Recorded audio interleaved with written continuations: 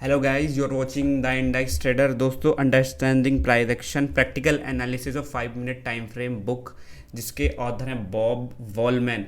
और इस बुक में हम पढ़ने वाले हैं 5 मिनट के टाइम फ्रेम पर टेक्निकल एनालिसिस आपको कैसे करना है इंट्राडे ट्रेडिंग पर। तो ये बुक केवल इंट्राडे ट्रेडर्स के लिए ही है, जिसमें हम 5 मिनट का टाइम फ्रेम का पोस्टमार्टम करने वाले। बहुत ही अच्छी बुक है जिसकी कीमत फ्लिपकार्ट अमेजन पे 3700 रुपये की है। तो keep watching till and without skipping मत करना, वरना कुछ भी समझ में नहीं आएगा। तो चलो स्टार्ट करते हैं हम अपना। यहाँ पे सीधा हम स्टार्ट कर रहे हैं चैप्टर नंबर 2, जो मेन यहाँ पे इसका कंटेंट स्टार्ट होता है। तो पहला बोला गया कि भाई जो हमारे जो भी 5 मिनट के टाइम फ्रेम पे जो टेक्निकल एनालिसिस के प्रिंसिपल हैं, जो स्तंभ होते हैं, वो क्या हैं, वो कौन से हैं। तो देखो, हर एक जो भी एक घर बनता है या कोई बिल्डिंग बनती है, उसकी एक नींव रखी जाती है। उस नींव के बिना उस बिल्डिंग का कोई वजूद नहीं होता। तो ऐसे ही कुछ प्रिंसिपल हैं, इनके बिना टेक्निकल एनालिसिस का कोई वजूद नहीं रह जाता 5 मिनट टाइम फ्रेम पे। तो ये जो मैं आपको बताऊंगा वो आप बहुत गौर से और ध्यान से सुनना, और चाहे तो नोट्स भी बना लेना, ठीक है। क्योंकि इनके बिना अगर आपको ये नहीं पता होगा कि ये क्या चीज़ हो रही है, क्या हो रहा है चार्ट पे, तो आप क्या है टेक्निकल एनालिसिस सीख नहीं पाओगे 5 मिनट टाइम फ्रेम का। तो बहुत इंपॉर्टेंट है प्रिंसिपल। तो मैं आपको शॉर्ट में बता देता हूँ। Double pressure, support and resistance, false break, tease break, proper break, false high, low, pull back, reversal, ceiling test और राउंड नंबर इफेक्ट। ये मैंने आपको जल्दी जल्दी बता दिए।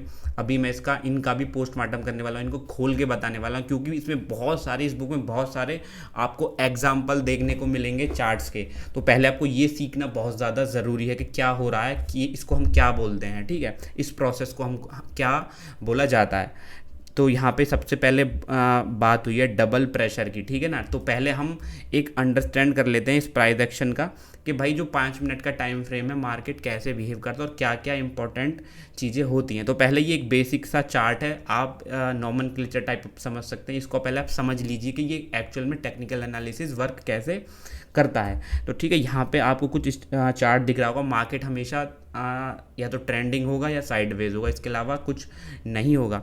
तो यहाँ पे आपको समझना बहुत ज़्यादा ज़रूरी है कि मार्केट में क्या क्या होता है, कौन कौन से प्रिंसिपल के थ्रू काम होता है। तो दोस्तों, अगर मार्केट यहाँ पे ट्रेंडिंग हुआ है, ठीक है, ट्रेंडिंग हो गया, उसका ट्रेंड खत्म होने वाला है, ठीक है।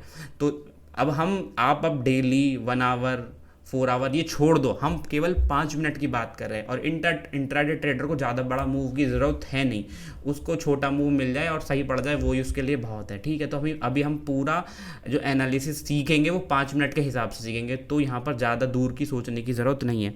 मान के चलिए 5 मिनट के टाइम फ्रेम में कुछ थोड़ा बहुत ट्रेंड आया, अब उसका ट्रेंड हल्का होना है। तो मान लो उसमें पहला स्विंग हाई बनाया, दूसरा स्विंग हाई बनाया, तो इसको बोल दिया हमने डबल टॉप, ठीक है, डबल टॉप हमने बोल दिया। फिर यहाँ पर एक और लो यहाँ पे लगाता, और मार्केट एक नया हाई बनाता है जो कि पिछले वाले हाई को ब्रेक नहीं कर पाता, उसको बोल दिया हमने लोअर टॉप, ठीक है। अभी आप बस इतना ध्यान में रखना, जो मैं आपको बता रही हूँ बेसिक प्रिंसिपल में बता रहा हूँ, इसको समझने की कोशिश करना। फिर ठीक है, उसके बाद मार्केट ने यहाँ पे फॉल्स हाई देना स्टार्ट किया। कभी हाई दे दिया, कभी लो सेम रखा, कभी नया लो दे दिया, बट जो प्रीवियस टॉप है उनको ब्रेक नहीं कर पाया, और एट द एंड यहाँ पे इसने ब्रेक डाउन दे दिया, ठीक है। इसको बोला गया है डबल प्रेशर। तो इस पे भी मैं आऊँगा, डबल प्रेशर क्या होता है, ठीक है, वो भी मैं समझाऊंगा। फिर मार्केट मोस्ट ऑफ आपने देखा होगा, ब्रेक डाउन देने के बाद एक पुल बैक देता है, और फिर वहाँ पे जहाँ पे उसको जाना होता है वो जाता है। फिर जब एक बॉटम बना लेते हैं, या तो कंटिन्यूस डाउन गिरेगा, या उसको इंट्राडे पे क्या होता है मोस्ट, या तो कंटिन्यूस डाउन ट्रेंड होगा या थोड़ा सा रिवर्सल हो जाएगा। तो आपको यही देखने को मिलता है, यही तो वो रिवर्सल कैसे देगा, या तो डबल बॉटम बनाएगा या ट्रिपल बॉटम बनाएगा। तो यहाँ पे इसने ट्रिपल बॉटम बनाया, फिर एक ब्रेकआउट देता है, हल्का सा ब्रेकआउट देने के बाद फिर एक और पुल बैक देता है, फिर एक और बॉटम बना देता है। तो जो पिछला वाला बॉटम है उसके ऊपर ही वो कहीं रुक जाता है। तो आप यहाँ पे आपको लगेगा यहाँ पे रिवर्सल है, तो फिर मार्केट क्या है, एक और बार ऊपर जाने की कोशिश करता है और एक फॉल्स ब्रेक देता है। ये भी हम यहाँ पे आगे पढ़ेंगे। उसके बाद मार्केट यहाँ पे कंसोलिडेशन में जाता है, जिसको बोलते हैं हम सीलिंग टेस्ट, प्रीवियस रेसिस्टेंस को ब्रेक करने के लिए। और यहाँ पर प्री ब्रेकआउट टेंशन आपको दिखाएगा, और एट द एंड यहाँ पे ब्रेकआउट दे देगा, जिसको बोला जाएगा डबल प्रेशर। तो ये डबल प्रेशर बार बार आ रहा है, क्या भला है वो मैं आपको समझाता हूँ। अभी मैंने आपको यहाँ पे मार्केट का सिनेरियो समझाएगा कि मार्केट कैसे काम करता है 5 मिनट के टाइम फ्रेम पे। अब यहाँ पे हम चलेंगे एक एक कंपोनेंट का पोस्टमार्टम करेंगे धीरे धीरे, ठीक है। सबसे पहला दोस्तों डबल प्रेशर, ये क्या बला है वो मैं आपको बता देता हूँ। तो जो डबल प्रेशर रेफ़र किया गया है, कोई भी ब्रेकडाउन हो रहा होगा, देखिए ये ब्रेकडाउन हो रहा है और ये ब्रेकआउट हो रहा है, ठीक है। तो इन दोनों को बोला गया है डबल प्रेशर। पहले आप इस बात को दिमाग में डाल लीजिए कि डबल प्रेशर क्या है। डबल प्रेशर जब भी हम यहाँ पर रेफर करेंगे मतलब है कि मार्केट यहाँ पर ब्रेकआउट या ब्रेकडाउन दे रहा है, ये आपको ध्यान में रखना है, ठीक है। अब डबल प्रेशर का मतलब क्या है वो मैं आपको बता देता हूँ। यहाँ पे देखो यहाँ पे जो मार्केट है हमारा बायर्स और सेलर्स का यहाँ पर गेम है, दोनों की फाइट है। जौन सा जीत जाता है वो प्रेशर के कारण जीता है, मतलब या तो बायर जीतेगा या सेलर जीतेगा। बट डबल प्रेशर होने से पहले आप हमेशा ध्यान में रखना मार्केट में बिल्डअप होता है। अब बिल्डअप क्या होता है,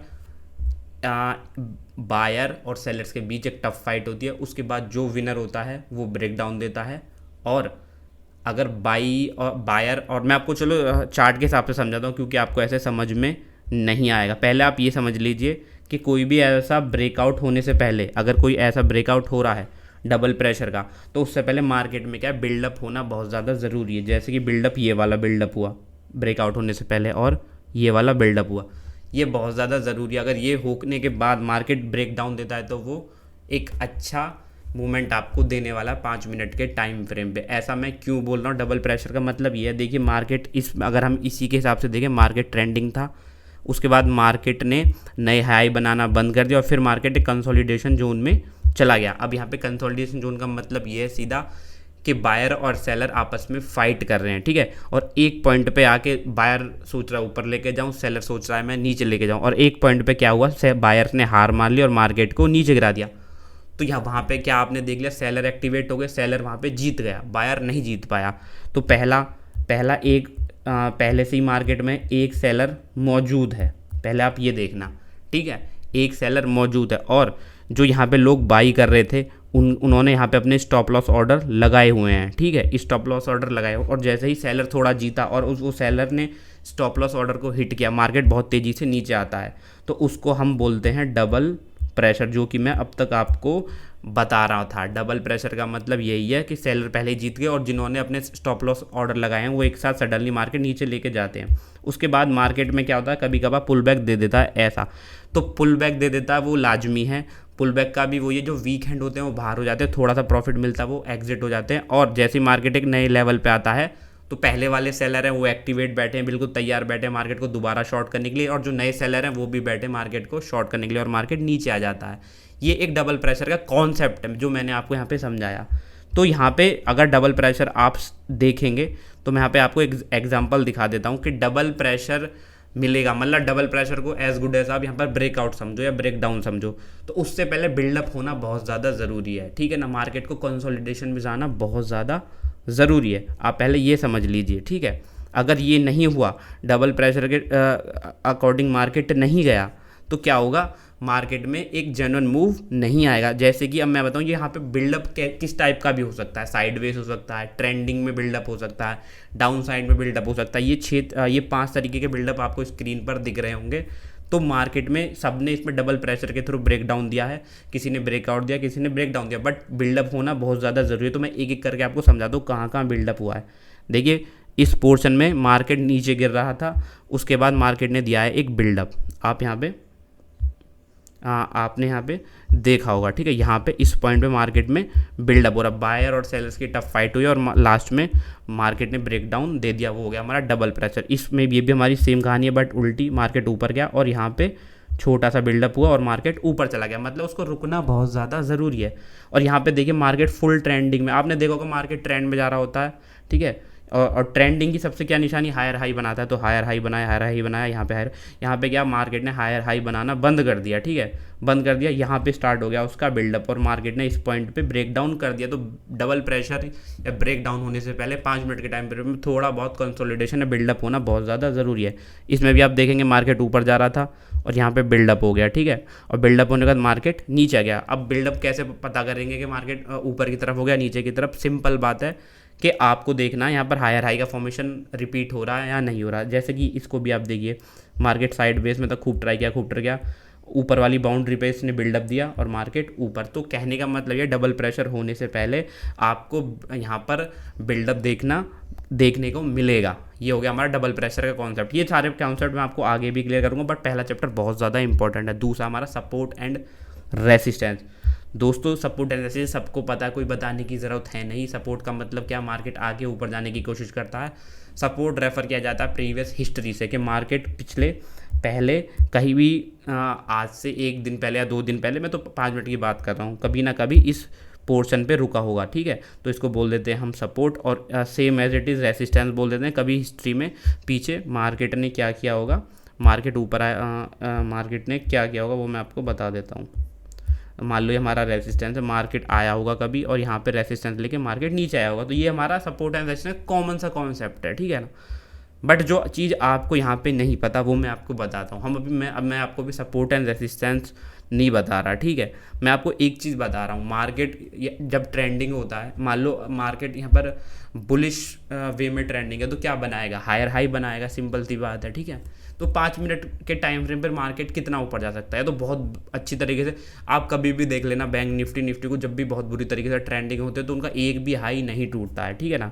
तो अगर मैं ये बोल रहा हूँ कि, और जब मार्केट ट्रेंडिंग होता है तो उसके लिए रेसिस्टेंस या सपोर्ट कोई ज़्यादा मायने नहीं रखते हैं, ठीक है। वो जैसे मान के चलिए मार्केट ने यहाँ से ऊपर चला, यहाँ पे स्विंग हाई बनाया, बहुत अच्छा ट्रेंडिंग है, ठीक है। फिर वो नीचे आएगा, तो मार्केट के लिए ये हमारा रेसिस्टेंस होना चाहिए। बट वो थोड़ी देर में आप देखोगे मार्केट उसको ब्रेक करके फिर ऐसे इस रेसिस्टेंस पे ले लेगा, और फिर वो ऐसे करके, तो वो क्या है, इस रेसिस्टेंस को मतलब लेता रहेगा, इस टाइप से मार्केट ऊपर जाता रहेगा। ये हो गया हमारा ट्रेंडिंग में। तो कहने का मतलब ये जो पिछला स्विंग हाई है वो सपोर्ट बन जाता है, ये सब बताते हैं आपको, ठीक है ना। सपोर्ट बन जाता है मार्केट जब ट्रेंडिंग रहता है। मैं आपको क्या कहना चाह रहा हूँ ये आपने समझ लिया। यही ऐसे ही हमारा यहाँ पर सपोर्ट के वे में होता है जब मार्केट डाउन ट्रेंड में ट्रेंडिंग होता है। अब हमको यहाँ पर क्या देखना है, हमको यहाँ पर रिवर्सल देखना है। अभी हम घूम फिर के हम वहीं आ रहे हैं। तो जब भी कि आप किसी चार्ट को देखो तो मान लीजिए यहाँ पे आपको 2 सिचुएशन आपको दिखाई दे रही हैं। यहाँ पर आप देख सकते हैं मार्केट हमारा ट्रेंडिंग है, जिसमें वो हायर हाई के फॉर्मेशन को बिल्कुल फॉलो कर रहा है इस पॉइंट तक, ठीक है, इस पॉइंट। अब यहाँ पे क्या हुआ, इसने नया हाई नहीं बनाया, लो नहीं बना। यहाँ पे क्या आया, यहाँ पे इसने हाई बनाना बंद कर दिया और एक नया लो बना दिया। तो यहाँ पे क्या हो रहा है कि मार्केट एक बहुत अच्छे ट्रेंड में था इस पॉइंट तक, ठीक है, इस पॉइंट तक अच्छे ट्रेंड में था। बट यहाँ पे मार्केट में इंट्राडे पे क्या है, लोगों को दिन के दिन यहाँ पर अपना प्रॉफिट बुक करना होता है। तो कहीं ना कहीं पॉइंट पे तो भाई उनका एम्यूनेशन खाली होगा ना, उनके जो उनके हथियार हैं या बारूद है वो कहीं ना कहीं तो ख़त्म होंगे। तो इस पॉइंट पे आके उनके ख़त्म हो गए, तो उसने नए हाई बनाना बंद कर दिया और नया लो टक से यहाँ पे लगा दिया। तो यहाँ पे अब आपको थोड़ा कॉशियस हो जाना। अब आपको देखना कि मार्केट यहाँ से ऊपर जाएगा या रिवर्सल होगा, ठीक है। तो यहाँ पे जब आपने देखा, यहाँ पे आपने देखा कि मार्केट ने नया लो बनाया और नया हाई नहीं बना, फिर एक और छोटा हाई बनाने की कोशिश करके यहाँ पे ओवरऑल ये वाला हाई ब्रेक नहीं कर पा रहा मार्केट, ठीक है। आप ये देखो, ये वाला हाई ब्रेक नहीं कर पा रहा, और यहाँ पे आपने देखा कि भाई यहाँ पे होने लग गया बिल्डअप। तो दोस्तों मैंने अभी क्या बताया था आपको कि किसी भी 5 मिनट पे 5 मिनट के टाइम पे हमको ज़्यादा टाइम होता नहीं, और आपने देखा कि नए हाई तो बना नहीं रहा और यहाँ पे बिल्डअप दे रहा है, ठीक है, मार्केट। तो अब आप देख लीजिए ब्रेकडाउन किस साइड में हो रहा है, नीचे की साइड हो रहा है या ऊपर के साइड हो रहा है। नीचे की साइड होने के चांसेस ज़्यादा हैं, क्योंकि यहाँ पे नए हायर हाई के फॉर्मेशन मार्केट नहीं फॉर्म करा और मार्केट नीचे गिर जाएगा। तो सिचुएशन 1 और 2 के अकॉर्डिंग मैंने आपको सपोर्ट एंड रेसिस्टेंस का कॉन्सेप्ट यहाँ पे समझाया। अब दोस्तों एक बहुत ही इंपॉर्टेंट कॉन्सेप्ट है, वो भी मैं यहाँ पर आपको बता देता हूँ, फॉल्स ब्रेक, ठीक है। बहुत लोग ट्रेडिंग उसमें पता है, false break, tease break and proper breaks, ठीक है। ये मैं आपको समझाने की कोशिश करता हूँ। अब यहाँ पे क्या होता है, फॉल्स ब्रेक का मतलब क्या है कि बिल्कुल आपको ब्रेकआउट पागल बना दे। टीज ब्रेक क्या है, वो टीज करे, मार्केट जहाँ जाना है वहीं जाएगा। फॉल्स ब्रेक का तो मतलब आप सीधा समझ के मार्केट गया ऊपर गया, आपके स्टॉप लॉस हिट किए और वो नीचे चला गया। टीज ब्रेक का मतलब दोस्तों सिंपल ये है कि आपने बाइंग की ट्रेड ली, मार्केट ऊपर गया, फिर आप नीचे आए, स्टॉप लॉस हिट किया और फिर ऊपर चला गया, मतलब वो टीज करके ऊपर चला गया। और एक होता है प्रॉपर ब्रेक जो ऊपर ही चला जाता है, ठीक है। अभी हम यहाँ पे समझने की कोशिश करेंगे ये क्या सीन है। दोस्तों मार्केट हमारा जो ब्रेकआउट देता है वो 3 तरीके से देता है, टेरिबली, पुअरली और प्रॉपरली। एक तो प्रॉपरली देगा और एक बहुत अच्छे तरीके से देगा और एक बहुत बेकार तरीके से देगा। ब्रेकआउट देगा, कहावत ये है कि ब्रेकआउट देने से पहले जो ब्रेकआउट होते हैं वो ट्रेडर को ब्रेक कर देते हैं, कुछ ऐसे यहाँ पे कहावत है। तो अभी हम यहाँ पे सीखने की कोशिश करेंगे कि भाई कौन से ब्रेकआउट सक्सेसफुल होते हैं। मैंने आपको पहले ही बताया कि बिल्डअप होना बहुत ज़्यादा ज़रूरी है किसी भी तरीके से, ठीक है ना।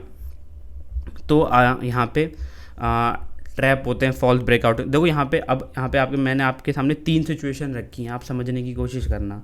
यहाँ पे मैंने आपको 3 सिचुएशन दी हैं, नंबर 1, नंबर 2, नंबर 3। आप मुझको ये बताइए, आप तीनों में से तीनों सिचुएशन को गौर से देखिए और बताइए कि कौन सा ब्रेकआउट लाजमी है, मतलब सही ब्रेकआउट हो रहा है, कौन सा ब्रेकआउट हो रहा है, सिचुएशन 1, सिचुएशन 2 या सिचुएशन 3। तो दोस्तों आप सीधा पहला, अगर आप सिचुएशन 1 पे देखेंगे तो मार्केट ने नया दो टॉप बनाया और फिर एक बहुत अच्छी तरीके से यहाँ पे एक ब्रेकडाउन दे दिया।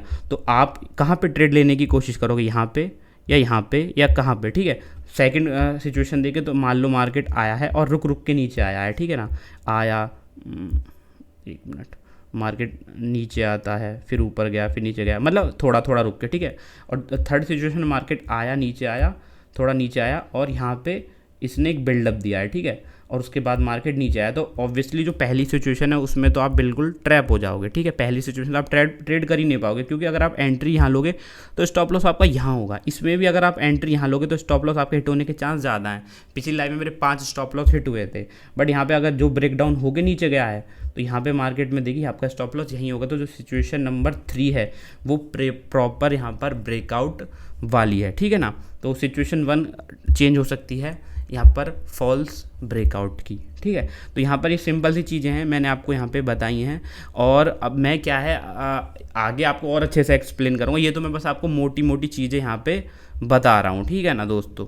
अभी हम पढ़ने वाले हैं फॉल्स हाई एंड फॉल्स लो। तो आप समझ ही गए होंगे कि अभी हम क्या पढ़ने वाले हैं। मतलब कोई भी कैंडल एक हाई बनाती है और वो फॉल्स हो जाता है, मतलब उस हाई को सस्टेन नहीं कर पाती, चाहे वो पिछली वाली कैंडल का ब्रेक हो या ब्रेक डाउन हो। तो अभी हम ये भी समझने वाले हैं। अभी बहुत अच्छी तरीके से हम आपको बता रहे हैं 5 मिनट के टाइम फ्रेम पर क्या क्या घटनाएं आपके साथ घट सकती हैं। और अभी हम ये जितने भी प्रिंसिपल हैं वो आपको समझा रहे हैं, टेक्निकल एनालिसिस के, जो कि 5 मिनट के टाइम फ्रेम पर काम करते हैं। अभी हम आगे यहाँ पर बहुत अच्छी तरीके से आपको बताने वाले, क्योंकि बुक बहुत ही प्यारी तरीके से लिखी गई है और इसको पढ़ने के बाद आपका जो टेक्निकल एनालिसिस है स्पेशली 5 मिनट टाइम फ्रेम का बहुत ज़्यादा इंपॉर्टेंट होने वाला है।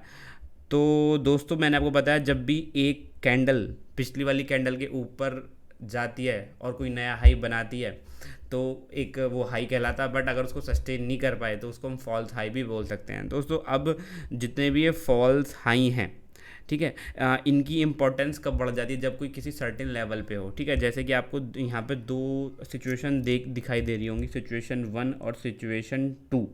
तो यहाँ पे पहले आप ये देखिए कि एक मार्केट अगर एक स्ट्रॉन्ग ट्रेंडिंग में है, मतलब हायर हाई बना रहा है पूरे, ठीक है, अच्छे से मार्केट ऊपर जा रहा है, ठीक है, यहाँ पे इस पॉइंट पे मार्केट एक नया हाई बनाता है। दोस्तों मैं आपको शुरू से बताता रहा हूँ, जब मार्केट की जब भी ट्रेंडिंग है तो अगर नया हाई या लो बनाने में विफल हो जाए तो तब आपके कान खड़े हो जाने चाहिए। तब आपको ये जो भी मैं आपको पढ़ा रहा हूँ ये आपको तभी एक्शन में लाना पड़ेगा। तो इस पॉइंट पे नया हाई उसने बनाया है, बट इसको नेक्स्ट थोड़ी ही देर में क्या हुआ है, एक लो बनाने के बाद नया हाई नहीं बना पा रहा मार्केट और मार्केट नीचे आ गया।